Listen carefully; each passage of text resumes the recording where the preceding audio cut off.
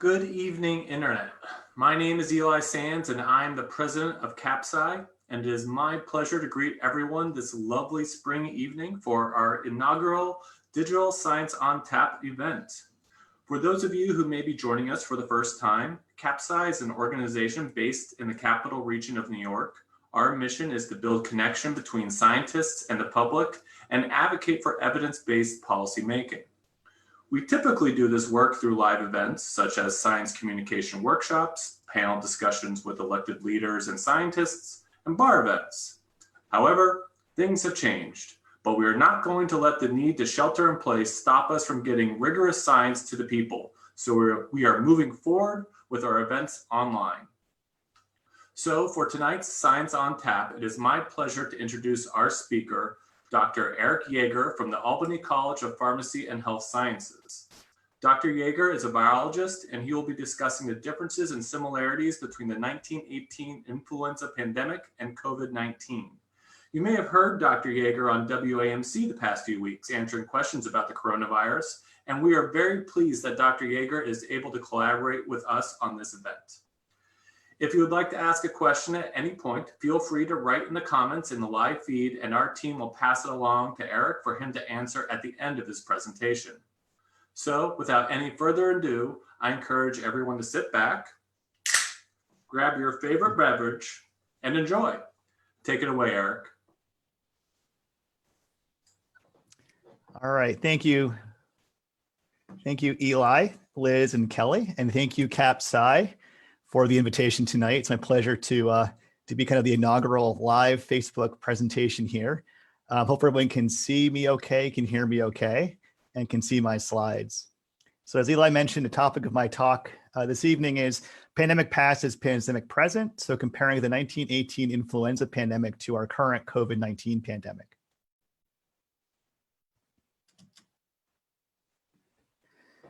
So I wanted to highlight a couple things first before I jump into the details here. So this is some accounts of the 1918 pandemic, and I'll just read through this briefly. When brought to the hospital, they very rapidly developed the most vicious type of pneumonia that has ever been seen. 2 hours after admission, they have had magni spots over their cheekbones, and a few hours later, you can begin to see cyanosis extending from their ears and spreading over their face.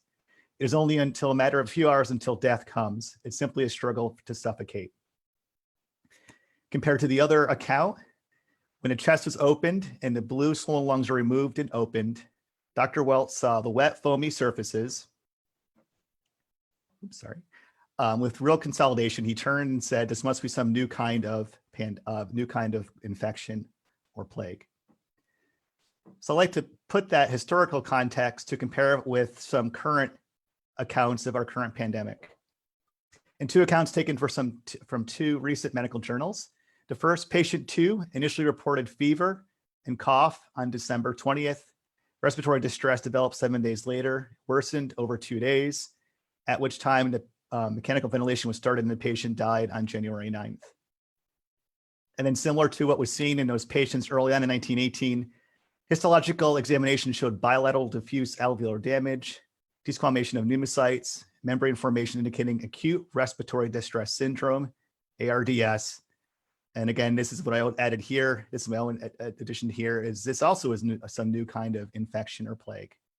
So both these accounts by clinicians, one over 100 years ago and one just a few months ago, highlights two infectious diseases that cause pandemics, caused by two at the time novel viruses that had never been seen before.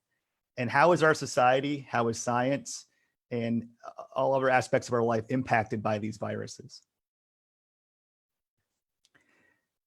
Now that 1918 pandemic is kind of the classic example of a pandemic. It's kind of been used as the standard for all pandemics that have recorded since then. And you might ask yourself in the audience, what is a pandemic? Why do we hesitate to use that term pandemic initially of COVID-19? What I have up on this slide is just some straight basic epidemiological definitions. So first, endemic. Endemic is a disease that persists at a steady level. I don't know if you can see my pointer, but this is just a schematic, kind of looks like measles dots, I know, but on the North and South America, there's dots here. It's just diseases that we find every year at a steady level. Now, if those diseases increase past a set amount to an unusually higher number, perhaps they stretch over a wider variety of places across the country or the area of the continent, they become an epidemic. And then once that spreads further across the globe, it becomes a pandemic. So pandemic really is a disease that has spread globally very quickly. And this is what we're dealing with currently. So before I jump in, just a little bit about myself. And again, I'm happy to partner with CapSci. I've gone to many of their events and their marches. It's a fantastic group. So a little bit about me and how I got into science. So I got my bachelor's degree in biotechnology in Rochester in 1996. Kind of first got interested in science in molecular biology particularly. That spurred me to go on to get my PhD at SUNY Albany, focusing on infectious disease. Kind of got bitten by the bug, so to speak, looking at tick-borne diseases. And then from there, I moved up north to the Saranac Lake Trudeau Institute to study infectious disease, and in this case, from bacteria to viruses. So this is where my love of viruses first was kind of kindled, studying both influenza as well as chronic gamma herpes viruses. So from there, I took my interest in viruses back down to Albany. I worked at Albany Medical College as a research associate for about 2.5, 3 years, looking at the development of DNA vaccines against influenza, and then doing some research into the inflammatory response that's induced in cells on viruses like influenza. And then I moved across the street to Albany from Albany Medical College to the Albany College of Pharmacy and Health Sciences, where I am now an associate professor. And throughout this period of my kind of trek around New York State, almost like clockwork here, my research focus has always been on viruses now, RNA viruses in particular. So that includes influenza, COVID-19, Zika viruses, dengue viruses, and a focus potentially on what do we know about the immune response against these viruses? And with that information, can we develop better vaccines? And by studying the biology of these viruses, can we develop better antiviral drug targets, particularly for those viruses we lack drugs for? And then lastly, I'm also interested in the impacts of aging on the immune system, what we term as immunosenescence, which does have some overlap with tonight's discussion.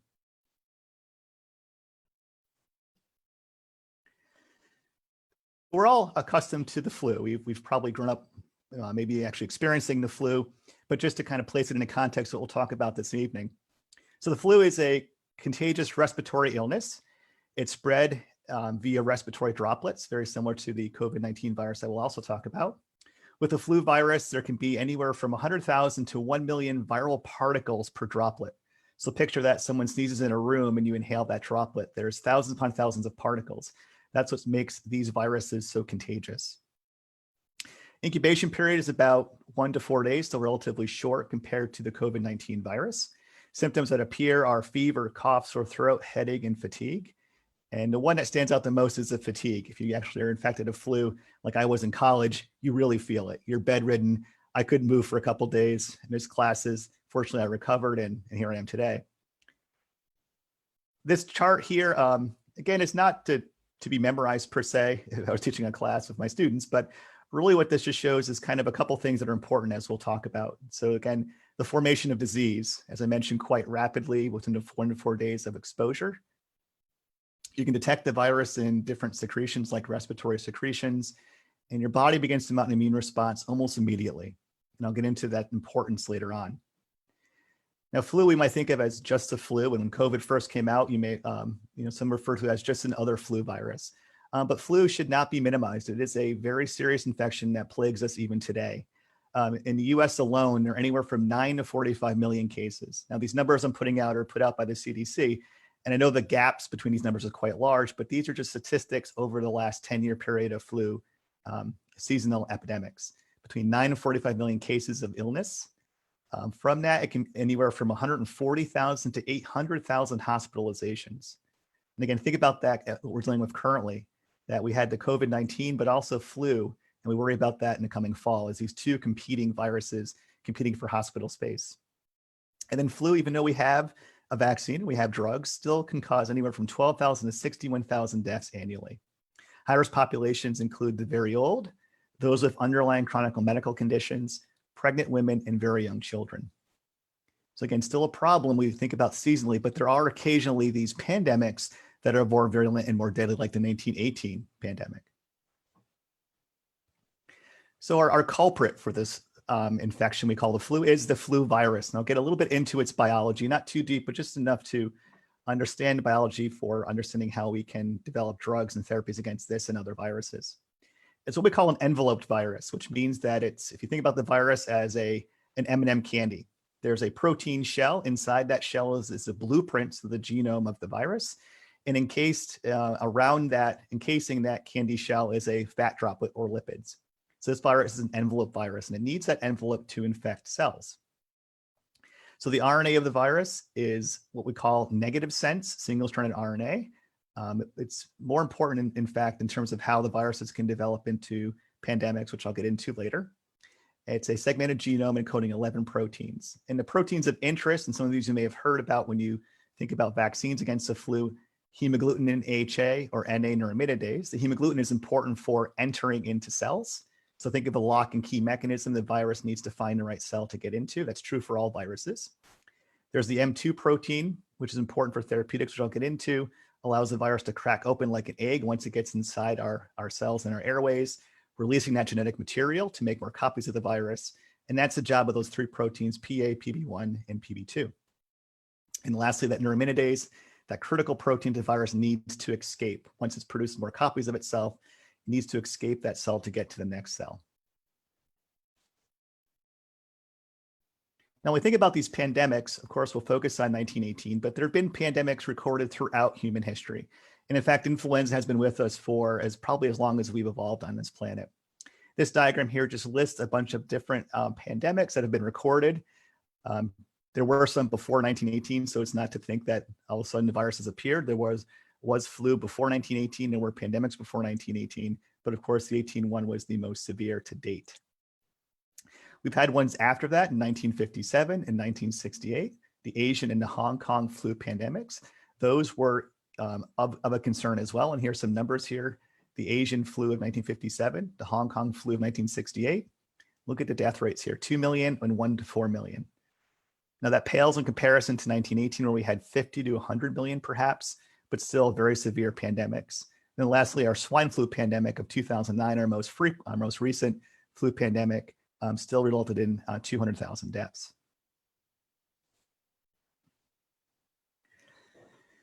So let's think a bit about going back in time and focus now on 1918. What was the timeline for this particular pandemic?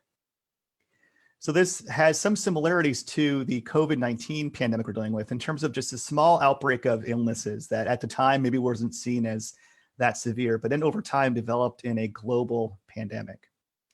So the cases are thought to have arisen in a military camp. So again, placing us in history here, it's the US is entering into World War I. Young adults, young men are being brought to these camps to train to be brought over to Europe to fight against the Germans. And at Fort Riley, Kansas in March of 1918, an Army private reports to his camp hospital, complaining of a fever, a sore throat, and a headache, probably not that unusual. And then the next day, some more soldiers. By the next day at noon, even more soldiers. So by the next day, there was over 100 ill soldiers. And by the end of the week, there were 500. So the disease was spreading quite rapidly through this camp. Part of that was because of the crowding, which I'll get into in a little bit.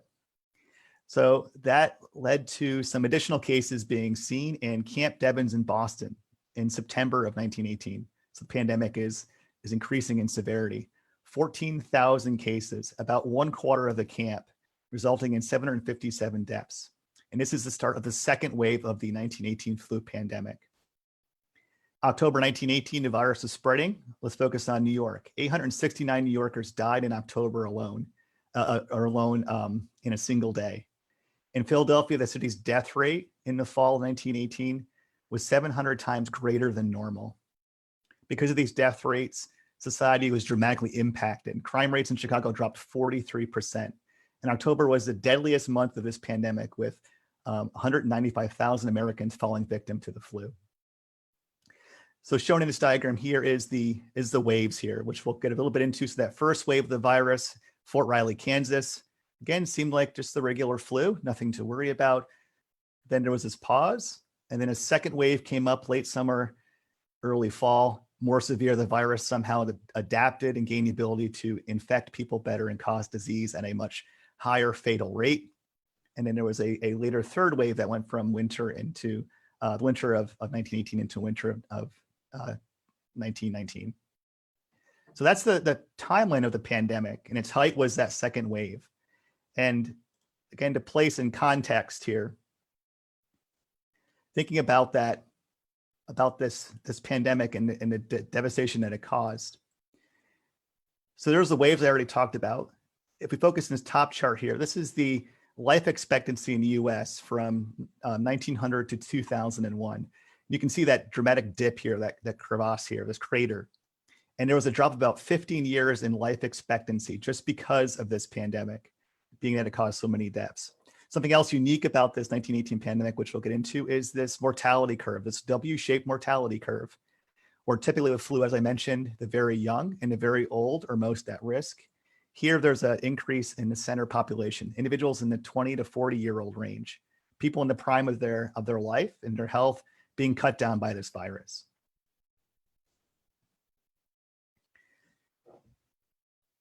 Now, there was many headlines about this virus. I just put a couple up here just to show how, again, throughout the United States and throughout the world, people were dealing with this pandemic on a daily basis. And just like today with the sources of information about our current pandemic, daily there were newspaper stories about the virus. Initially, they started out somewhat non-alarmist. It made it seem like this is a normal flu virus, but then as it progressed and you could no longer ignore the amount of death and hospitalizations it was causing, the stories became more and more prevalent and more realistic. There's a little cartoon here. There's a documentary I show my students on 1918 pandemic, and it talks about this nursery rhyme that was played, and it's a bit morbid, but it says, I had a little bird and its name was Enza. I opened a window, influenza. So the virus coming into the person's house, infecting their family and probably causing some deaths.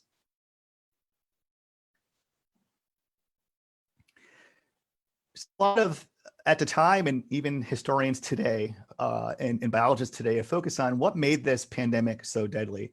As I mentioned, the virus was present with man before then. Why was this 1918 virus so severe? So one of the major aspects here was, as I mentioned previously, the US was engaged in World War I, and overcrowding was a big concern here. So in this one map lists all the different military camps and encampments throughout the United States.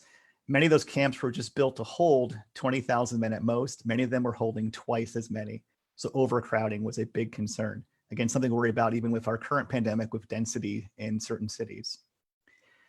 Ships to carry men to and from Europe. And there's a picture here to show one of these ships. You can just picture very easily how crowded these ships were and how disease must have easily spread from man to man as they went across the ocean. These ships, again, took a number of weeks to get across, and I'm sure many soldiers died along the way. And not to mention the crowding in the trenches during trench warfare in World War I, just diseases, influenza being one of them, as well as other bloodborne diseases like hepatitis, spread rampantly through these trenches. So that is one reason why this virus was thought to have spread so rapidly. Another reason for the pandemic is thought to be the shortage of healthcare workers. Because of the war efforts, expert medical staff, doctors and nurses at the time were recruited to serve. They were deployed to serve abroad to support the war effort. And they were also deployed to the military camp. So they were pulled out of many of these cities to focus on the war effort. Additionally, medical education at the time was not as well regulated as it is today. So the amount of what a doctor knew compared to what a doctor knows today, dramatically different. So the expertise was not there. As the disease spread and the war effort was still continuing, there was a need for volunteers. So the Red Cross sent out urgent calls throughout the United States for volunteers to meet the number of cases. In some cases, cities were dealing with 12,000 new cases per day. And again, picture yourself back in 1918, the hospital care, the number of hospitals dramatically different than what we have today. So they were easily overwhelmed. They needed individuals to help with these efforts. So private homes and buildings were converted into makeshift hospitals. And in many cases, families were left to care for their sick ones at home. So they became caretakers and had to learn on the fly how to care for this disease. And again, at the time, information about disease, they knew how it was spread, it was contagious, but they did not know what was causing it, did not know how to treat it.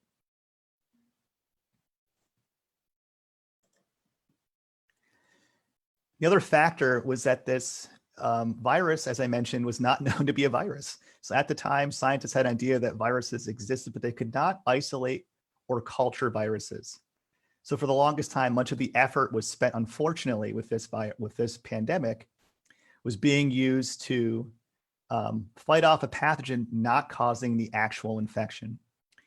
So a scientist by the name of Pfeiffer had identified a bacteria in the lungs of individuals. And in some individuals infected with this virus, the flu virus, this bacteria was found. So incorrectly for a large number of months and years, and a lot of effort, unfortunately, was spent in trying to develop therapies against this bacteria that we now call Bacillus influenza or Haemophilus influenza. And scientists at the time had a little bit of hubris because they had done so well with dealing with some other bacterial infections. Antibiotics did not exist at the time, but they had begun to develop vaccines. They had begun to develop, comparably better medical care. So the idea that a bacteria was causing this disease seemed to fit science at the time, particularly with cholera causing disease throughout the world. So many individuals across the US and the world started to develop vaccines against this bacteria, or mixing different strains of bacteria they could find in the lungs of people afflicted with this influenza. So it involves streptococcal bacteria, pneumococcal bacteria. And again, they made these vaccines, and the vaccines worked perfectly well against these bacteria, but had no effect against the virus whatsoever. So unfortunately, lost time. And these are just some newspaper articles listing and people were aware of the scientific efforts. They were aware that vaccines could be possible. And these newspaper clippings kind of hint out that, and these vaccines were given to tens upon thousands of people with the idea that they would be protected against this new influenza. But unfortunately, it did little or nothing to protect them.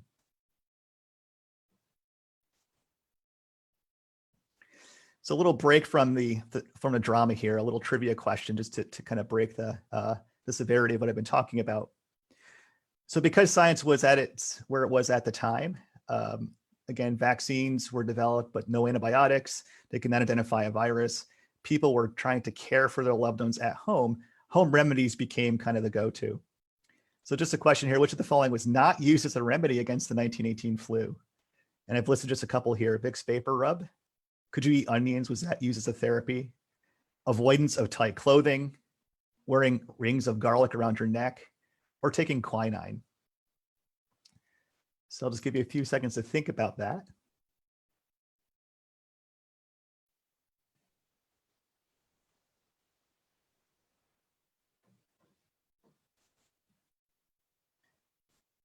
And actually all those were used. So in some cases, thinking about where we are today with a lack of an FDA-approved therapy against COVID-19, we're still waiting for a vaccine. People are still turning to a bunch of other remedies that, again, anecdotally may work or have no proof whatsoever, but they offer some relief in terms of fear that they're doing something against it. So vapor rub, eating onions, avoiding tight clothing, and wearing garlic and quinine were all used as efforts to fight off or prevent the 1918 flu from infecting people in the household. Unfortunately, again, perhaps except for maybe onions or garlic, it kept people away. So that prevented a little bit of transmission with social distancing due to food choices. None of these, unfortunately, worked directly against the virus. The other issue that made this pandemic worse was the idea of malnourishment. Because of the war effort, food was in short supply. Food was being used to supply the troops in the trenches in Europe. But again, war being spread throughout parts of Europe, mass devastation in cities and in farms. Many individuals did not have the food they needed. And what we know now is that proper nutrition is required for a fully functional immune system. So malnourishment likely meant a lot of people were not able to fight off infections normally. And the flu virus made this dramatically worse.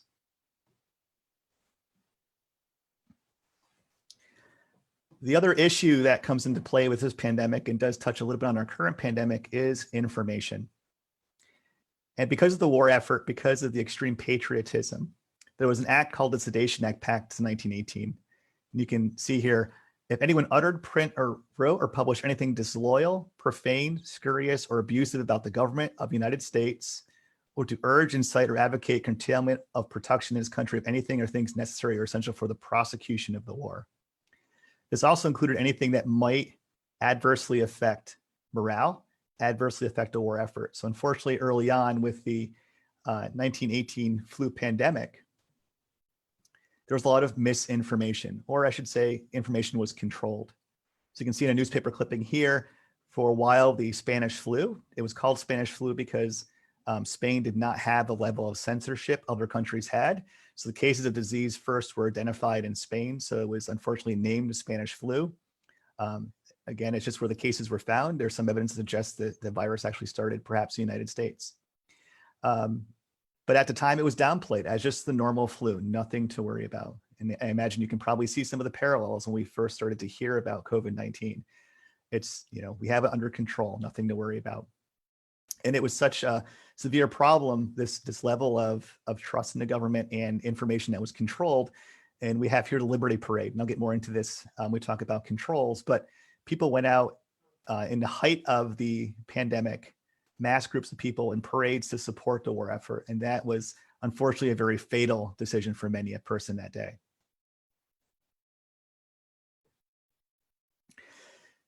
So because of the limitations in science, again, they were trying to make vaccines, did not have antiviral drugs or antibiotics. We were really left with kind of these primitive ways to deal with infections, and ones you'll see that we still are using today. So closing down schools, closing down churches, preventing people from gathering in areas. You can see in this picture here, the courts were moved to outside to be in fresh air. So because there were efforts being done that really had limited or no effect on the virus, people begun to use these more rude, rudimentary measures, but they seem to work.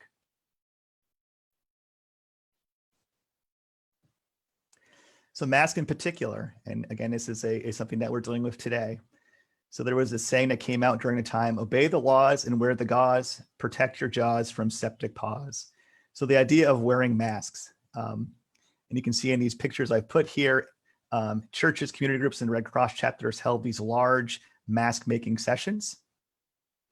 The laws for wearing masks had wide support throughout the country, again, because of the Sedation Act, because of the level of patriotism, because of the fear. People had no understanding of how they could prevent this virus. So of course, anything that could afford them some protection, they're going to adopt.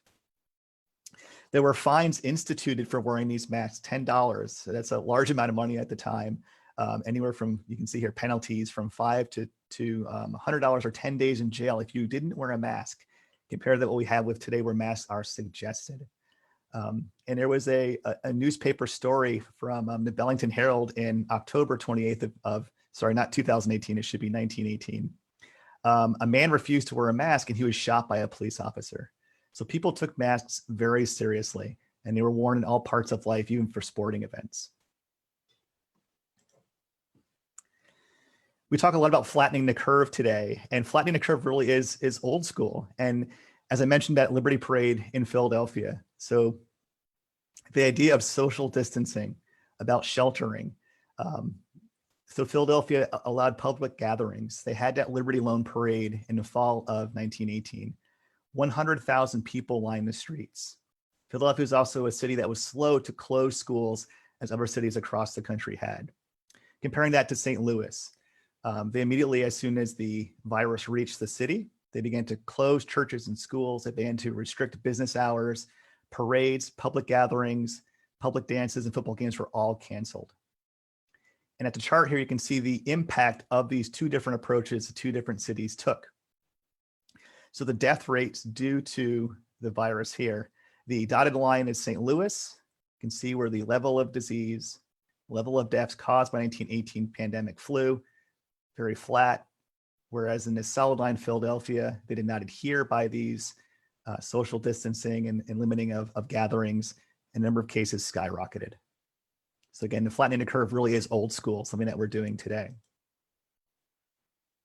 In addition to the social and geopolitical context of that pandemic, there are some unique features of that virus which are thought to have made it as deadlier than other viruses.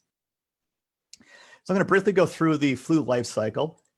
Being a virologist, I kind of like to focus on that, but I want to bring it up because I will focus back on that when we talk about the coronavirus.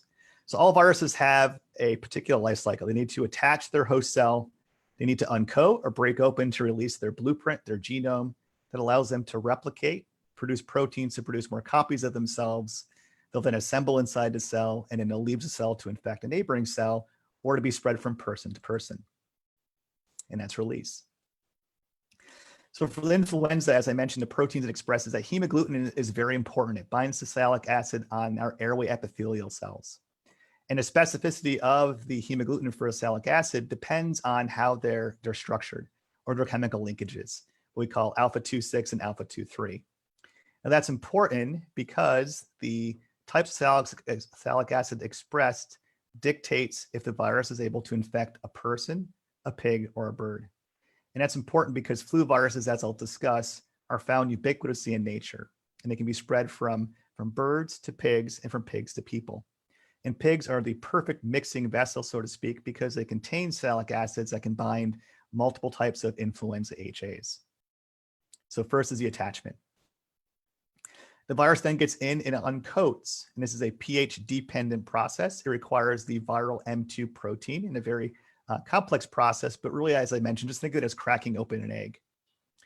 And this is important because the first drug to combat influenza, and this unfortunately was decades after the 1918 flu pandemic, was amantadine. And amantadine works by preventing the M2 protein from acidifying the vesicle, causing the virus to uncoat.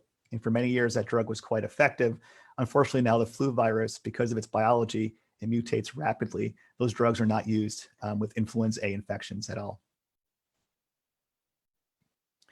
The virus then works to shut down the host cell machinery. A virus is an intracellular parasite. It can't replicate on its own like a bacteria can.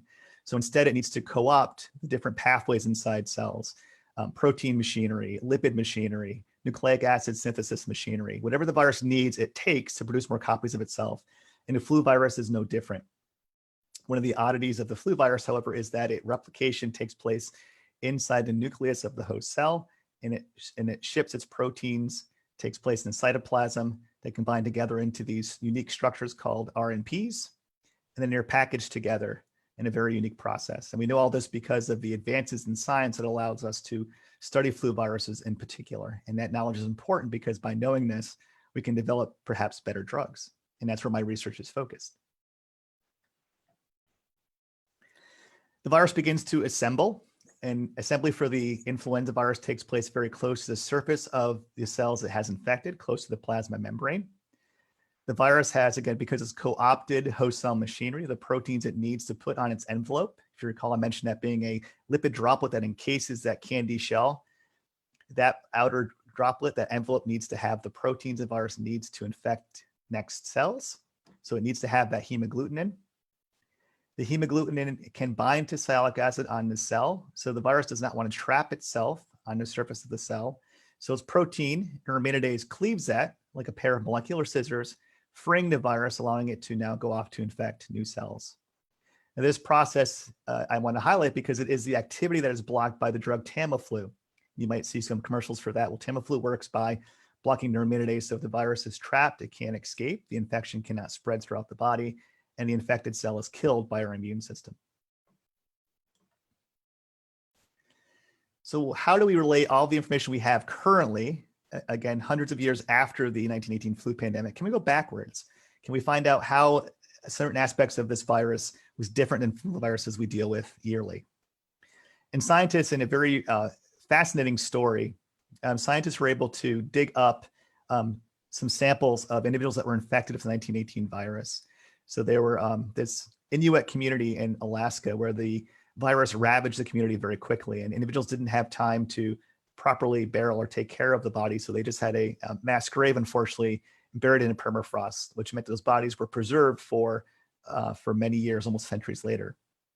So scientists went, they carefully and respectfully took samples. They sequenced the viral nucleic acid material they could find in that samples. And from that, they began to reconstruct the 1918 virus. Again, it's a very fascinating story. There's a lot of ethics involved.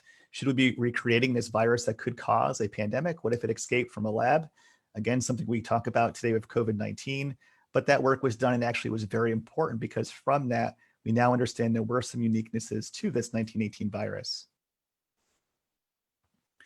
So this virus recreated and used in some animal studies was much more pathogenic than normal flu strains in both mice, ferrets, and non-human primates. Ferrets are used because they are the one, mice cannot transmit the virus from mouse to mouse, although they're very useful because we can have a lot of tools to study mice. Ferrets and non-human primates can spread the virus amongst themselves, so it's a better model for viral transmission. Anyhow, when these animals were infected with the recreated 1918 virus, they quickly succumbed to infection. They experienced the higher amounts of viruses in their airways. They showed severe lung infiltration and tissue damage. And even if scientists created these special viruses, which contained only pieces of that 1918 virus, and still the viruses were damaging. So there was something specific about the genes expressed by this virus that made it more lethal. One of those genes in particular was what's called the NS1 gene. And this gene that all flu viruses express is important because it allows the virus to evade our host immune system. As I mentioned, flu viruses have evolved with us, and in that process, they've developed ways to combat our immune system so that that's why we have difficulty in eliminating these viruses from us entirely, is because they're always this battle between the virus and the person. And this NS1 protein allows the virus to evade a number of our different immune mechanisms. And what was found is that the NS1 protein for the 1918 influenza was better at its job, which allowed the virus to evade immunity in those laboratory animals much more successfully. One of the important things identified about this 1918 virus is that in those animals, it caused something called a cytokine storm. And you may have heard of cytokine storm when we talk about our current pandemic, the COVID-19 pandemic. And what this is an overreaction of the body's immune system. In terms of the flu infection, as shown in this diagram, the flu enters the body, the immune response is triggered. Our body has basically alarm systems to recognize when there's an invader present. These alarm systems appear to overreact when pandemic strains of flu are present, like the 1918 flu, like the H5N1 bird flu that we have been concerned about. And this overreaction causes our immune cells to become hyperactivated. They release a variety of chemical messengers called cytokines, and those cytokines cause a lot of inflammation and tissue damage. And scientists are still trying to study and understand how exactly the flu virus, as well as other viruses, can trigger this cytokine storm. As you can imagine, it's very important to understand that, because by understanding that, we can develop therapies to hopefully reduce the severity and mortality rates of these different viruses. Now, the cytokine storm was critical because if you look at this chart again, I talked about the unique W-shaped curve for the 1918 virus. This middle part here, individuals in the ages of like 20 to 40. Again, even back in 1918, prime of their life, healthy adults dropping due to this infection. And it's thought that they were succumbing to infection because their immune systems were healthy to the point where they overreacted. And that's why these individuals, like those first slides I showed with the person not being able to breathe, their skin turning blue, their lung being ravaged by the virus, all thought to be due to the cytokine storm effect. Now, with the historical context of the 1918 flu, with what we know now about its unique biology, at that time, after, again, in the early 90s and the 2000s, much thought was, when is the next pandemic going to occur? And it was thought to be definitely, it's going to be a flu virus because they're ever present. There's been a number of flu pandemics throughout history, 1918, 1957, 1968. So there's been a lookout for the next pandemic. Now, how do these pandemics arise? Partly because of, as I mentioned, how these travel in nature. Influenza viruses are found ubiquitously in mammals. And here's a chart showing all different types of animals, from cats to dogs to chickens to pigs, seals, even whales can carry flu viruses. And influenza A in particular, the one that was the cause of the 1918 flu pandemic, it's constantly circulating in bird populations. In wild birds, and those wild birds are migratory. So there's these lakes throughout parts of the world and parts of Asia, in particular, where these patterns of migration patterns allow birds to come together. They intermix, the viruses can spread. The viruses in flu virus in birds is not a respiratory infection, it's more of a gastrointestinal infection, so it's spread through fecal matter. So the viruses can spread, they can intermix. Birds are migratory, they can pass that to, again, other parts of the world. Some parts of the world have these open markets where now the birds can mix in with domesticated birds. They can mix in with pigs. The pigs can contract that flu virus, Pigs are a perfect mixing vessel. I'll explain in a moment why that is. And then perhaps that new virus has adapted and can be spread to people. So this for all the science that we understand about flu virus has made us most concerned about influenza being the source of the next worldwide pandemic. So then came 2009, when we had our novel H1N1 flu virus or the swine flu. Now this cartoon here, this picture here is a bit of a joke. And again, it was not spread by a child kissing a pig, but it was definitely started in pigs. And as I mentioned, pigs, because pigs contain those proteins on their cells, the sialic acid that allows them to bind different types of flu, human flus and bird flus. Because of the genetic makeup of flu viruses, they can reassort, kind of mixing together. So think if you took a number of like dice, if you will, like Yahtzee, mixing together in a cup. It's very similar to that. So all the pieces, those segments of those blueprints of different viruses get mixed together and they form a completely new virus. We call that process antigenic shift. And in 2009, a new virus arose that looked similar to the 1918 virus in some respects, arising from antigenic shift, appearing on our border in the southern parts of the United States. And we were concerned that this was going to become our next pandemic. And as shown in this diagram here, the number of cases that H1N1 virus became the predominant strain circulating the US, circulating the world. There was the initial cases looked to be somewhat similar to 1918 in that younger individuals initially had more severe cases of disease, very similar to that W-shaped curve for the 1918 flu. So scientists were quite concerned that this was the next pandemic. We better start preparing.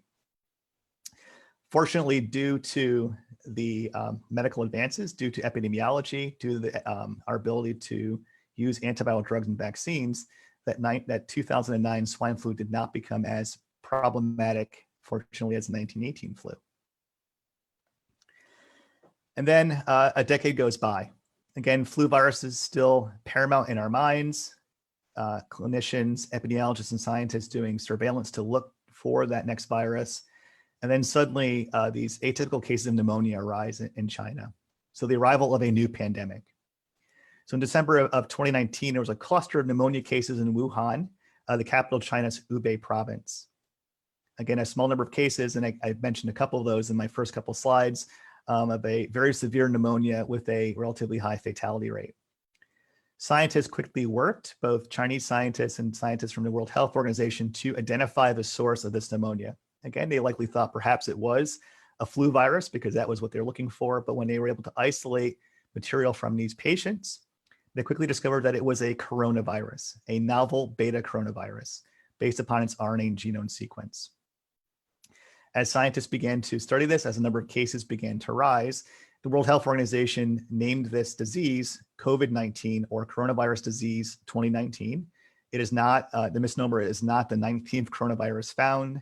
There's not 1 through 18. It was based upon coronavirus and the year it was discovered, 2019.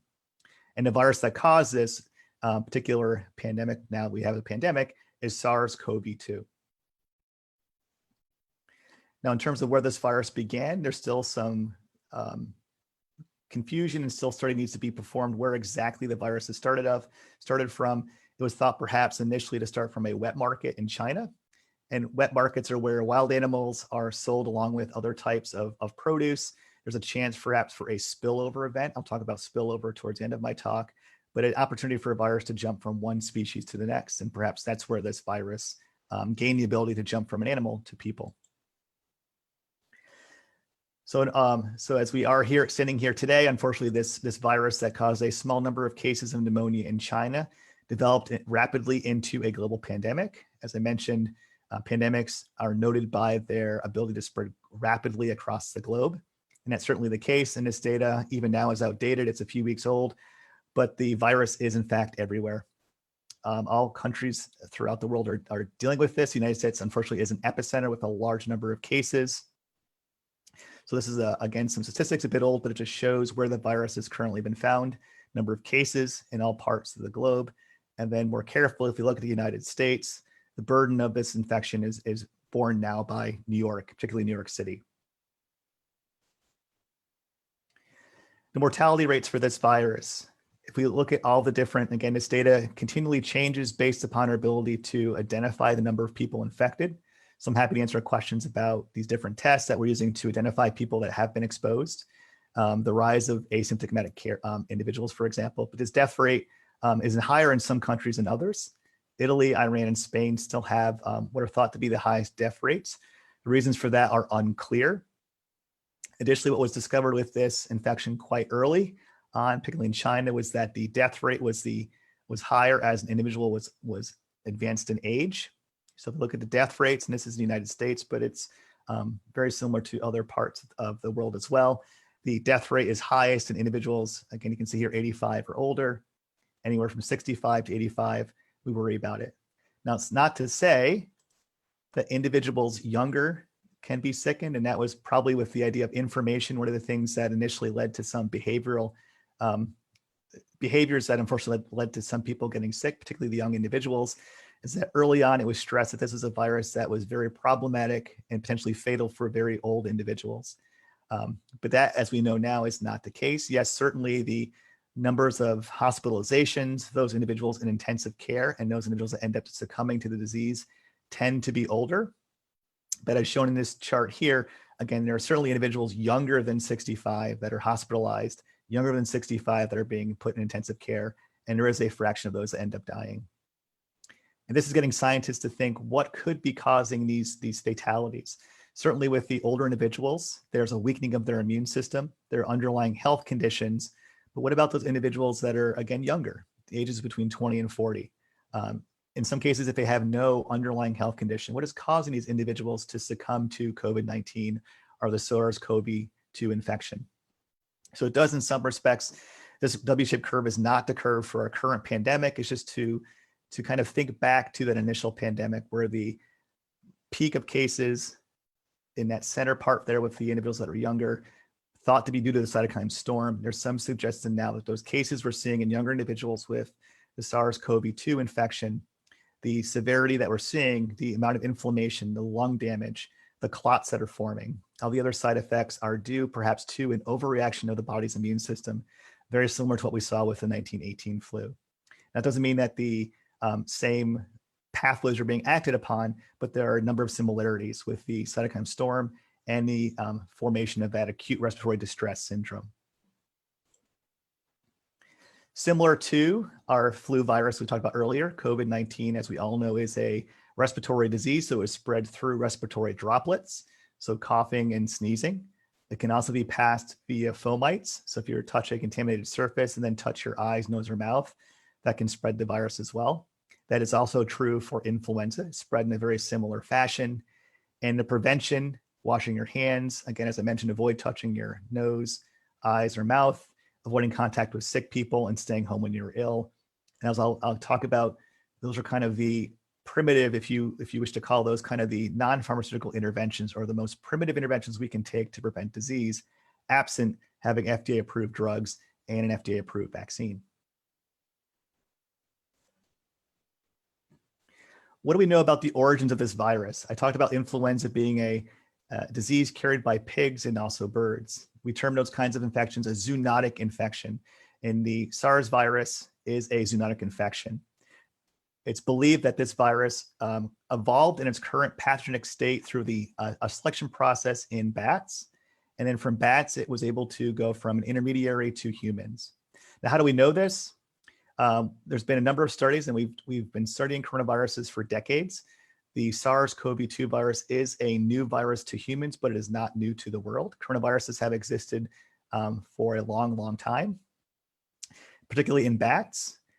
So the bat coronaviruses that have been discovered, one in particular has a 96% similarity to the current SARS-CoV-2 virus that is infecting humans. It's thought that there is some type of intermediary, which was also the case with other coronaviruses, which I'll talk about. And perhaps it could be a pangolin, which is a small armadillo-like creature that could perhaps be the intermediary, but that has not been established. But suffice to say, the virus gained the ability to jump from bats to humans via its ability to bind to a particular receptor called the ACE2 receptor, and a particular part of that called the receptor binding domain. Now, why it's important is because there were initially some concerns or falsehoods that this virus was a bioweapon that was man-made. And the two facts that kind of dispute that is first, the evolution of the viral receptor to bind ACE2 evolved in such a way that was not predicted based on science and computer modeling. So it's kind of a surprise way that this receptor evolved. And then secondly, the virus contains sequences very close to the bat. It does not contain any other sequences from pathogenic viruses that you would think if someone had nefarious plans to develop a bioweapon, they would want to make that virus as deadly as possible. They would have used other pieces from more pathogenic viruses. And that's certainly not the case with this virus. So our SARS-CoV-2 virus is in the coronavirus family. Corona means garland, wreath, or crown in Latin. And if you look at the electron micrograph image of the virus, it certainly looks like it has a crown.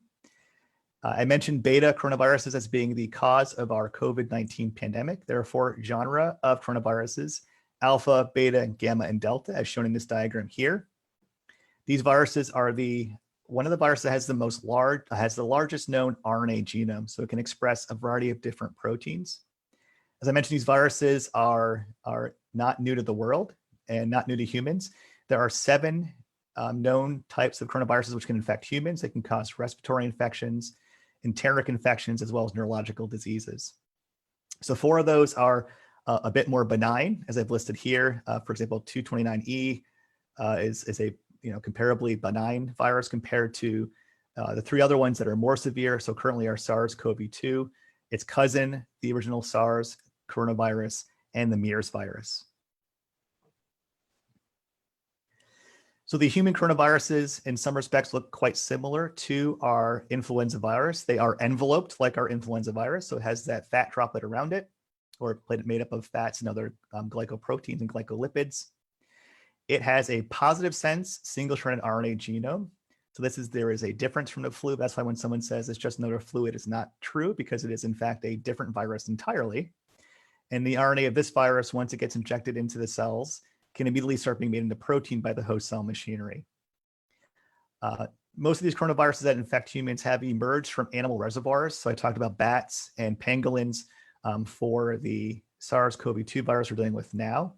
The original SARS coronavirus that appeared in 2002, it's thought that perhaps there was a bat, definitely, and an intermediary could be a civet cat. For that particular virus, there were over 8,000 cases and 771 deaths in 27 countries. So that was also a threat to be a pandemic, but that virus, for reasons that aren't entirely clear, just seemingly vanished in 2003. A more recent coronavirus was the Middle Eastern Respiratory Syndrome virus, or MERS virus, of 2012. To date, it's caused almost 2,500 cases with 858 deaths in 27 countries. So again, viruses that are similar to our current SARS-CoV-2 virus, but have a much higher fatality rate, but are less transmissible than our current virus. As I mentioned, bats. Why bats? Bats are the perfect host for these viruses for a number of reasons. So first, their unique biology and population diversity. They're one of the oldest mammalian species, and there are many species. And because of that, they have evolved to carry a variety of different viruses. These viruses can spread amongst bat populations because of their communal existence. As in addition to their migratory patterns, there are bats present on almost all continents. So very similar in their concern about birds spreading influenza, we have bats that can spread these coronaviruses. They've co-evolved relationships with multiple viruses. I think at last count, there are 60 plus viruses found in bat populations. Some of those are of concern for humans. Of course, rabies, we're all concerned about, as well as the Hendra virus, which there were outbreaks in parts of Asia years ago. Now, bat biology is unique in that the bats, even though they can carry these viruses, they rarely show signs of disease. And scientists are trying to focus in on that to see why exactly that is the case. And some recent studies have some tantalizing recent studies have suggested that the bat's immune system is finely tuned to be more protective and prevent overdrive. So the idea of a cytokine storm not likely to happen in a bat. So there's kind of this level of détente between the virus and the bat. Now, if we compare the 1918 pandemic to our current one, there are a variety of differences. One of those is the levels of science, of course.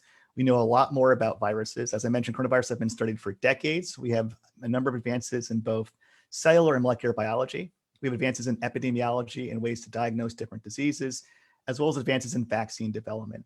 And this table here just highlights, because of our advances in biology, understanding viruses, because of our advances in epidemiology and public health, we have understandings of how transmissible these viruses are.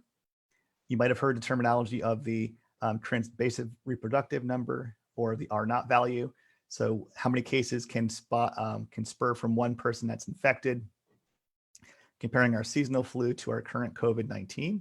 Again, that rate is almost twice as high for our COVID-19. The fatality rate we can work on based upon the numbers that we have. And again, those numbers are in flux with COVID-19 as we begin to understand fully how many people have been exposed in the population. With this one, it's thought to be anywhere from perhaps 2 to 4%, maybe higher in some populations in some countries, where our flu virus is at its most. Seasonal flu is 0.1%. And here are our SARS and our MERS viruses. So as I mentioned, all these informations allows us to understand these viruses and how better to fight them off.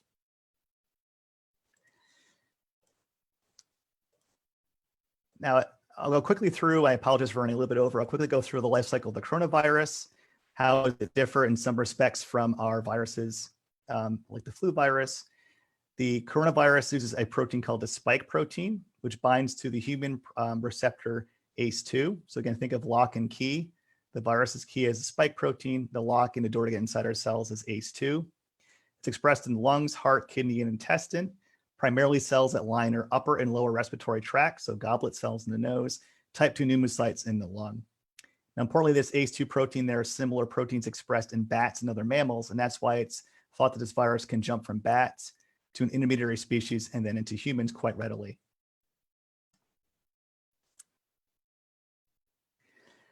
Because we know a lot about the coronaviruses, particularly SARS and MERS, we know a lot about the SARS-CoV-2 genome 2. As I mentioned, it's a positive sense genome. It encodes 29 different proteins. And what's important about understanding the genome is we can understand which proteins are produced, and from that we could develop vaccines. And that S protein I mentioned, a number of the vaccines being produced are targeting that S protein because it's thought that the S protein is the target for antibodies to be neutralized. Scientists also know that the coronavirus is unique in that it expresses a protease. So 2 of its proteins are what are called polyproteins. They need to be chopped into smaller pieces to be functional. So that's important because perhaps the viral protease could be a drug target for potential therapies against this particular infection. This virus is also unique in that it expresses a particular exoribonuclease that gives it proofreading ability. So this is one reason that gives us a pause about the idea of that second wave that the governor has been talking about. With flu, that second wave with 1918, that second wave was more deadly because the virus had adapted. Flu viruses can mutate quite readily. Coronaviruses mutate at a rate 2 to 4-fold slower than flu viruses. Part of that is because of that proofreading ability. When we talk about mutations, mutations aren't always helpful to microbes. Again, a mutation has to be helpful to the microbe, and there's usually some kind of interplay between the immune system and the microbe where it has to adapt to beat the immune system. So with these coronaviruses, the idea here is that there's this proofreading, which could be important because if the virus is less able to mutate, once we develop a vaccine against it, that vaccine should protect us for the course of that infection. It's not going to be like the seasonal flu epidemics that we worry about, where a flu vaccine must be made each year. We also know the proteins that the SARS-CoV-2 virus expresses, the N, M, and E proteins, and quite simply, they are involved in packaging of the virus. So as I mentioned before, the virus breaks open, its RNA gets released, it produces proteins, it assembles into particles. Here, this virus is a bit different. The assembly takes place in the endoplasmic reticulum of the cell, and then the particle forms inside the cell and is released by exocytosis. Now, knowing all this, again, allows us opportunities to potentially think about and develop therapeutics against this and other coronaviruses. Now, what are some of those drugs? And you've probably heard a number of these on the news, ones that have been currently being tested: hydroxychloroquine and chloroquine, as well as remdesivir. It's thought that chloroquine acts against the ability of the virus to uncoat. So again, think about the virus getting in, cracking open like an egg. And again, the results of hydroxychloroquine have been mixed. Initially, some reports suggested it was helpful. More current data suggests that it actually is more harmful to patients. So this one may not be the game changer that some have proposed. Remdesivir was a drug that was developed to fight off Ebola, and it did not work well against that virus, but it's being tested against the current pandemic strain of coronavirus. And it's thought to act against the ability of the virus to replicate its genome. If we can prevent that from occurring, the virus can't make more copies of itself, and then that stops the infection. Again, those trials are still ongoing, and we're waiting to see how those will look. Now, as we wait for these drugs, as we wait for vaccine, we've kind of gone back and looked at old school science, if you will. And this is a scientist back in 1890s. Scientists realized that you could isolate antibodies from an animal and transmit them to people and stop disease. And we call this passive immunization. And it's been used for a variety of different diseases, such as 1918 flu, measles, and Ebola. And as long as you're able to collect convalescent serum, and you've probably heard a lot about that in the news with COVID-19. So someone's recovered from the infection, the virus is no longer present. You can isolate that serum and give it to an individual and hopefully protect that individual. So the issue here is it could be protective, maybe short. It's a short-term protection. Unfortunately, it is not a vaccine. It's only going to protect as long as the antibodies are present, but it gives us some level of hope that antibodies will work. And there's been some studies that suggest that convalescent serum can reduce clinical severity in patients that have severe forms of disease. So the hope is if we perform more of these studies and find out, is it going to be protective? Perhaps we could give it to first responders or medical personnel to prevent them from getting sick as they work on the front lines heroically to stop this infection. There are a number of vaccine trials that are going on. There are 5 clinical trials currently ongoing. And I've just listed here, I don't have time to go through all of them, but I just want to point out that science has evolved to the point where we can develop these different approaches. Some of these vaccine technologies are quite new and unique that have not been tested fully in humans before, at least to this degree. I could talk multiple talks on vaccines. It's one of my favorite topics, but suffice to say the S protein is the target of many of these vaccines. Many of these have undergone trials. These 5 candidates are currently under phase 1 trials for safety. If it passes the safety trials, they'll move on to efficacy in phase 2 and 3. These aren't the only vaccines being tested. There are over 70 in the preclinical phase. What that means is scientists are starting these in a laboratory to see if they could be effective and then utilizing them in perhaps animal studies before they jump to human studies. With all that said, it is still going to take on even a very generous timeframe, 12 to 18 months. And we still don't understand the correlates of protection against this virus. Will antibodies be protective? Is it going to be a T cell response against stuff that needs to be worked out? So we are left, because there is yet an FDA approved drug, and there's yet a vaccine, we have to kind of go back in time from the lessons we've learned from 1918 and use several non-pharmaceutical interventions. So resorting towards hygiene, which has always been important to make sure that we wash our hands, we don't touch our face, and we limit our exposure to sick individuals and disinfect surfaces. The reappearance of masks that were widely used throughout the 1918 pandemic to the point where people were fined or in some cases shot on the street have returned. Now, of course, masks, there are different types of masks. And again, that's another topic of discussion, which ones can actually prevent the person from getting sick versus preventing you from spreading the disease to someone else. There is some evidence to suggest that any small effect is worth it to flatten that curve. And the idea of social distancing that was used quite successfully in St. Louis, not used in Philadelphia. We saw the impact of that. So the idea of spacing people out in grocery stores and other parts in cities and in towns to prevent the spread of the virus. School closure. So it's impacted me in particular. And I just, our librarian gave me this cool, sent me a bunch of resources this afternoon. And this is a snippet from a newspaper newsletter from 1919 stating that the college had to suspend sessions in October due to the Spanish influenza. And here we are again, 100 years later, where classes needed to be suspended to flatten the curve to prevent the spread of the virus. And ACPHS is not the only college doing that. Many across the country and the world are doing this.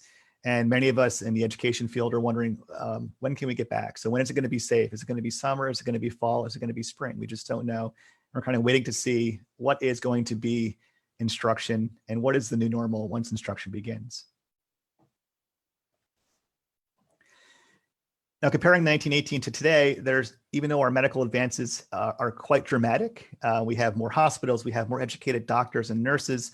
Again, we're still limited by wanting to make sure that there's access to all hospital beds for not only that disease, but other diseases. So the idea of flattening the curve, that even though we have advances in medicine, these hospitals can still become easily overwhelmed, that caretakers can become sick, that there's absenteeisms if people have to take care of themselves or they call in sick. So there's always concerns about flattening the curve to ensure that our healthcare system can support the number of cases that this virus is going to cause. And on the right here, I just showed charts of the need or projected need for ventilators. So even though we've come very far, there are still these basic needs, people and equipment, not to mention PPE, to keep our healthcare providers safe from infection. So it doesn't matter if we're have the most advanced science ever, we're still limited by the number of hospital beds and keeping our healthcare practitioners safe. I mentioned the issues of malnourishment as being a problem with 1918 flu that caused people's immune system to be perhaps not as vigorous as it could. You could argue that currently we might be overnourished. And I just put a picture here of some fast food, but the levels of obesity in the United States and globally have increased, as you can see here. So in this particular data here, the percentage of US adults who are obese in 2017 to 2018, 42%. And that's important because if we consider obesity, if we consider the rates of cardiovascular disease, that could be important because if we look at the underlying health conditions that can predispose someone to getting the severe form of COVID-19, cardiovascular disease, diabetes, hypertension, as well as a chronic respiratory disease and cancer, has all been linked to more severe outcomes and fatal disease with COVID-19. So certainly our behavioral changes in terms of what we're eating and perhaps our microbiome as well are changing that are leaving us more prone to these infections. I talked about information, and initially with 1918, information was guarded. Trust in the government led to a lot of information being held back. Now we have information on demand, street signs, our phones, the TV, the newspaper, it's everywhere. COVID-19 is everywhere to the point where we're oversaturated. But we have the ability to track almost in real time the number of cases, number of hospitalizations, and unfortunately, the number of fatalities. And that's important because it allows epidemiologists and government officials to track quite carefully how these cases are happening. And here I have a map of New York City looking at, based on zip code, the number of cases of disease. So that kind of information is very important. Yes, it's oversaturated at some points, but that information is critical for making sure that the right efforts and the right supplies are getting to the right areas. Currently in New York, but as the virus spreads across the country to other parts of the country. Now, also too, the information can be a bad thing. And I just put here the power of tweets. And that's important because as we've all experienced and read that these tweets are quite powerful. So I've put up two examples here and there are many other examples I could have put. But here we have a tweet by the French health minister that came out in March 14th that linking kind of without much support or scientific information that taking anti-inflammatory drugs like ibuprofen could be an aggravating effect or cause a more severe outcome with COVID-19. And that spread like wildfire throughout Twitter, throughout the world, where people began to call their clinicians, should I stop taking ibuprofen? And again, just a tweet without any hard clinical evidence, just anecdotally. And that's also the case of hydroxychloroquine. That initial French study came out, which now we know is not well designed or controlled. So that data is suspect, but just based on tweets initially, and then kind of word of mouth and being put out by different individuals and in the media, that this became the drug of choice, kind of the drug that's in fad and fame that could be used. Initially, it was at least tried out anecdotally, but now fortunately in more randomized controlled trials.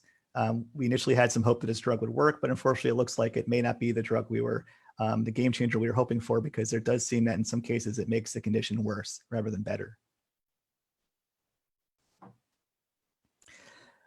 Somewhat similar to 1918 with kind of these remedies that weren't very helpful. It's even worse nowadays. So there's infectious misinformation. So fear, in some cases, is more infectious than the virus, and that fear has spread people to do a lot of strange things by mass estimation.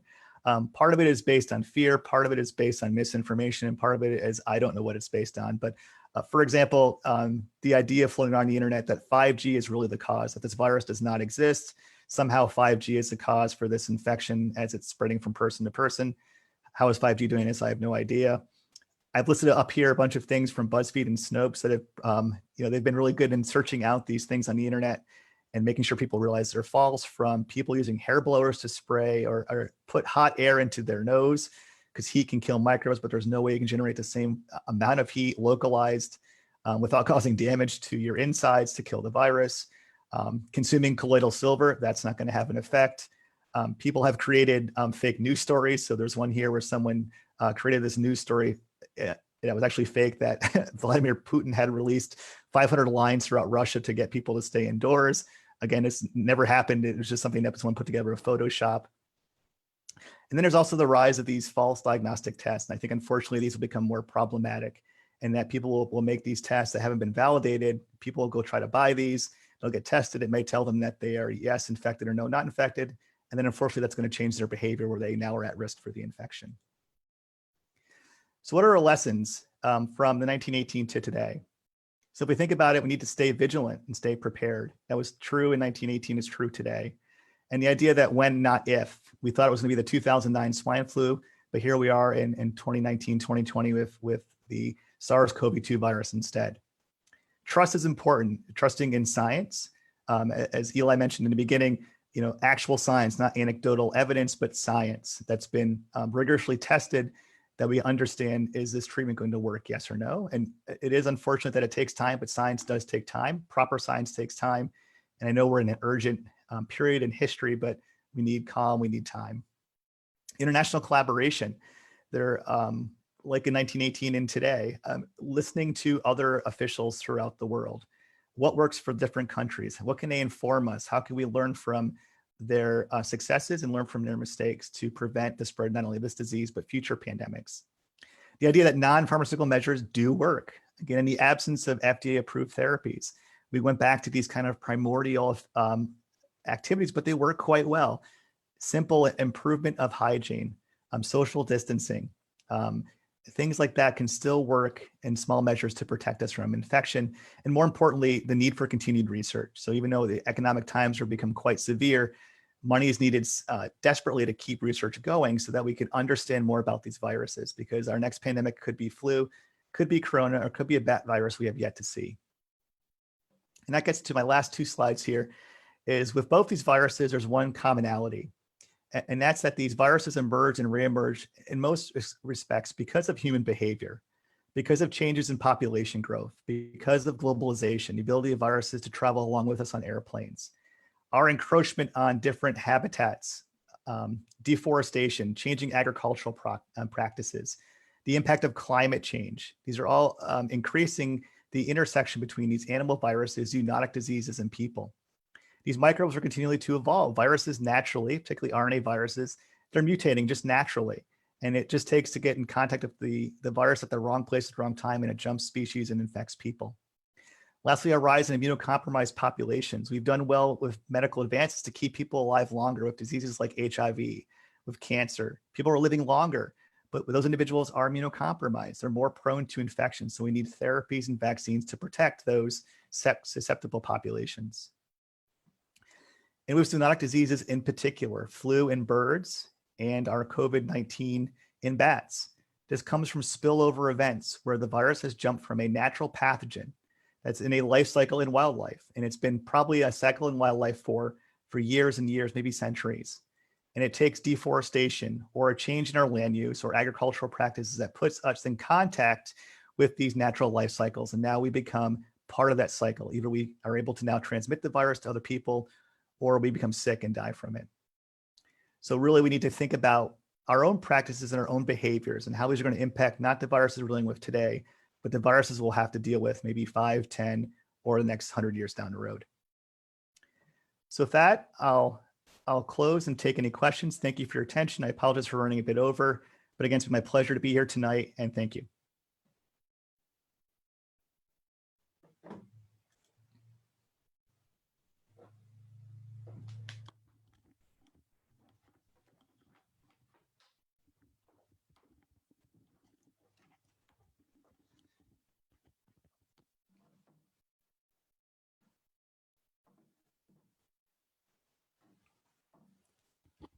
Okay.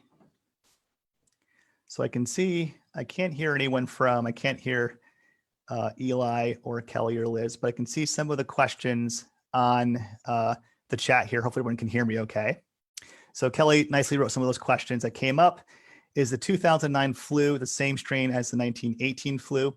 So the genetic studies have suggested that there are some similarities in the gene sequences, and that's why there was initially some concern, is that this virus, the 2009 H1N1 quote unquote swine flu had some similarities genetically to 1918. So that's why there was a raise in the concern level that this could be the next global pandemic.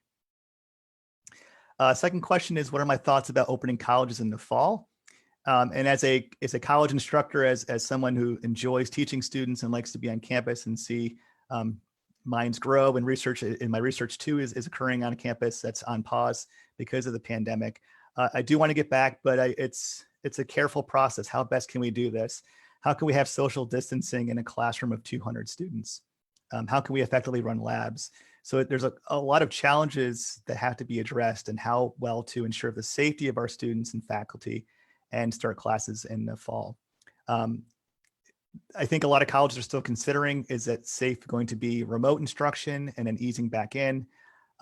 Some of that is their own process. Some of that is dependent on governments. So for our own New York State here, what the governor kind of dictates to some degree, the availability of tests. Are we going to be able to identify students?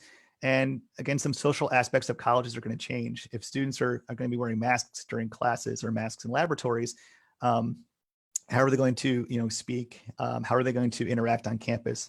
Not only is there the educational aspect, but the social aspect of colleges. So I want it to open, but I am concerned that it has to be done safely, and it's going to take a process, I think. Third question I see is, return frequency for SARS viruses look to be about 10 years or less. Does this suggest there will be another SARS-like variant in another 10 years? It's a great question. If we consider the original SARS in 2002, the MERS virus about a decade later, now our virus we're dealing with currently, it is interesting that it could be cyclical in nature. I think it's more to deal with a bunch of different circumstances, with humans encroaching on habitats and the virus just happening to be in the right animal and a person being there at the wrong time, and the virus is able to jump. So I don't know if there's anything cyclical per se. There are certain infections that do track neatly with climate change. So if there's a rainfall increase, I'm thinking primarily of the hantavirus in the four corners of the US. So when rain increased, that led to an increase in acorns, which led to an increase in mouse populations, and that led to an increase in hantavirus infections in that part of the United States. So there are some infections that do track with climate change or climate patterns. I don't know if that's certainly the case with our coronaviruses.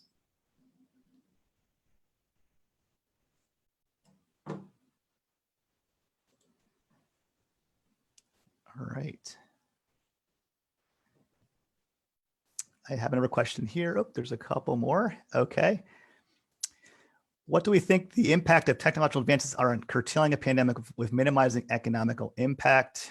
Being able to work from home is hugely underrated compared to past pandemics, but there's also so much more travel now to hasten the initial spread of the virus. Sorry for the long-winded question. That's okay, it's a good question. So the impact of technological advances on curtailing a pandemic.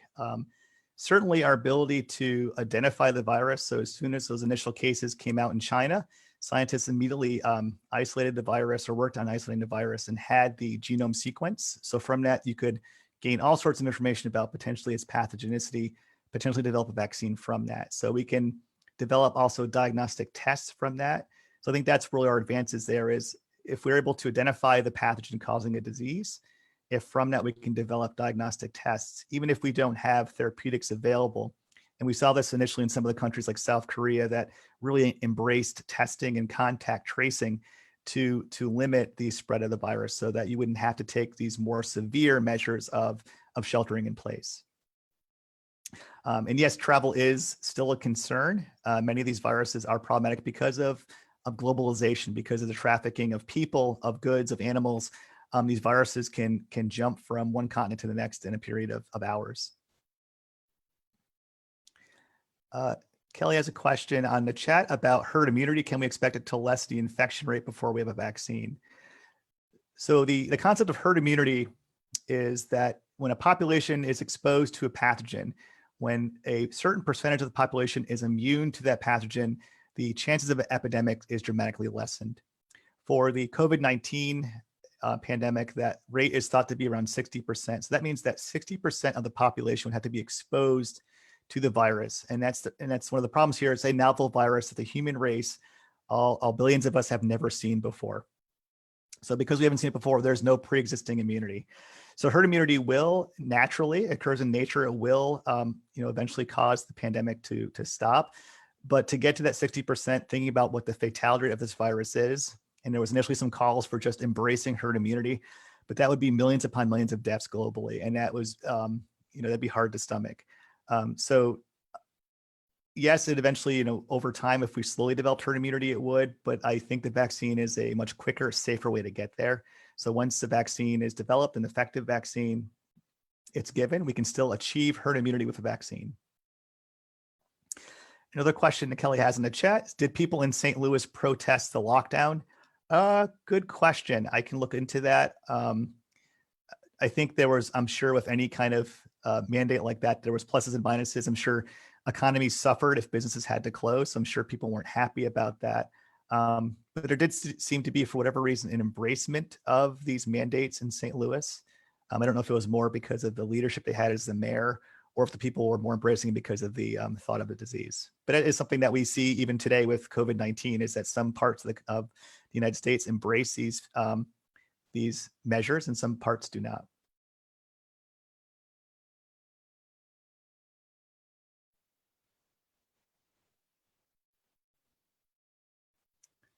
All right, I see in the chat, I think that is it.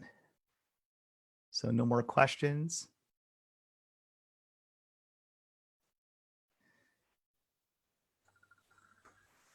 Thank you, Eric.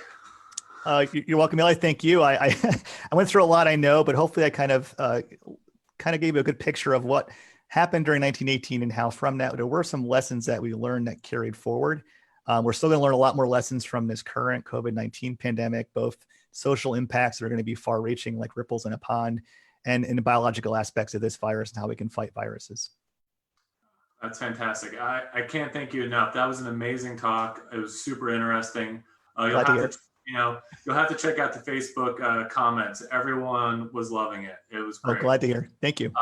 You did a fantastic job. So thank you so much. And thank you, Internet, for joining us this evening. This was a lot of fun. We never have done a digital Science on Tap before, so we weren't sure how this was going to go, but I thought it went really well. So if you enjoyed this event, let us know by telling us in the comments. And if we are still all inside at the end of May, maybe we can do it again. And if you have ideas for another digital Science on Tap, let us know. We have lots of friends and colleagues within the area, and since we're digital, maybe we can go throughout the country. Who knows? But anyways, for updates, follow us on all social media. And if you know anyone that wanted to see this presentation, we did record it, although I missed the first 5 minutes, my fault. But that was just mostly me cracking a beer. We will have a link up on our webpage at capscinewyork.org, capsciny.org. And thanks to everyone again. We had a lot of fun and we learned something, and I hope you did too. Stay safe, stay inside, and we'll talk to you soon.